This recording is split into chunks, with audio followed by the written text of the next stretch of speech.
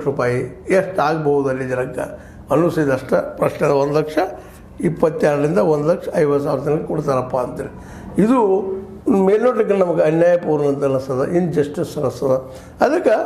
ಇದಕ್ಕಾಗಿನ ಈಗಾಗಲೇ ಹೈಕೋರ್ಟಲ್ಲಿ ಕೇಸ್ ನಡೀತಾ ಇದೆ. ಇದಕ್ಕೆ ದಯವಿಟ್ಟು ಸರ್ಕಾರ ಇದ್ದು ಈ ಸತ್ತು ಮಾರಿದ್ದಿರೋದು ರದ್ದು ಮಾಡಿರಿ. ಅದು ರಿಸಲ್ಟ್ ಬಂದ ಮೇಲೆ ಬೇಕಾದ್ರೆ ಅದು ಸರಿ ಇರ್ತದ್ರೆ ಮಾಡಲಿಲ್ಲ, ಮತ್ತೊಂದು ಕೋರ್ಟಿಗೆ ಹೋಗಲಿ ಅವರು. ಯಾಕಂದರೆ ರೈತರ ಹೊಟ್ಟೆ ಮೇಲೆ ಬಿಡುವಂಥ ಕೆಲಸ ಯಾರೂ ಮಾಡಬಾರ್ದು, ಬದುಕಿನ ಮೇಲೆ ಪಡೆಯುವಂಥ ಕೆಲಸವನ್ನು ಯಾರೂ ಮಾಡಬಾರ್ದು. ಯಾಕಂದರೆ ರೈತರ ಭೂಮಿ ನಂಬಿ ಬದುಕ್ತಾ ಇರ್ತಾರೆ, ಭೂಮಿನ ಅವರಿಗೆ ಸರ್ವಸ್ವ. ಮತ್ತು ಮತ್ತೊಂದು ಬರ್ತಾ ಇರೋದಿಲ್ಲ ರೈತರಿಗೆ, ಬಂದ್ರೆ ಮಾಡಲಿಕ್ಕೆ ಆಗೋದಿಲ್ಲ, ಬಂಡವಾಳ ಹೊಡೋಕ್ಕಾಗೋದಿಲ್ಲ. ಇದೆಲ್ಲ ನಮಗೆ ಗೊತ್ತಿದ್ದ ವಿಷಯಗಳಿದ್ದಾವೆ.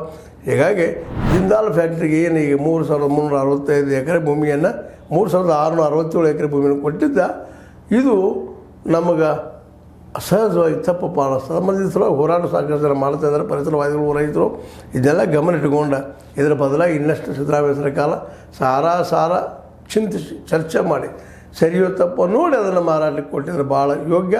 ಇವುದೆಲ್ಲ ಮಾರಿದ್ರೆ ಅದನ್ನು ರದ್ದು ಮಾಡಿ ಅಥವಾ ಸ್ಟೇ ಇಟ್ಟ ನೀವು ಇದರಿಂದ ಅದನ್ನು ವೇಟ್ ಮಾಡಿ ಮಾಡೋದು ಒಳ್ಳೆಯದು ಅನ್ನೋಂಥ ಮಾತೇನಾಗಲಿ ಕೇಳಿ ಬರ್ತಾ ಇದೆ. ಇಲ್ಲಾಂದ್ರೆ ರೈತರಿಗೆ ತೊಂದರೆ ಆಗ್ತದೆ. ಜಿಂದಾಲ್ ಕಂಪ್ನಿಯವ್ರು ಏನಪ್ಪ ಕಡಿಮೆ ದರದಲ್ಲಿ ಭೂಮಿ ಸಿಕ್ಕೈತೆ ಅವ್ರಿಗೆ 1,22,000 ಬೇಡ 1.5 ಲಕ್ಷ ಅಂತ ಇಟ್ಟುಕೋರಿ, ಏನು ಭಾಳ ಅಲ್ಲ ಅದು, ಸ್ವೈದ ಸಿಕ್ತು.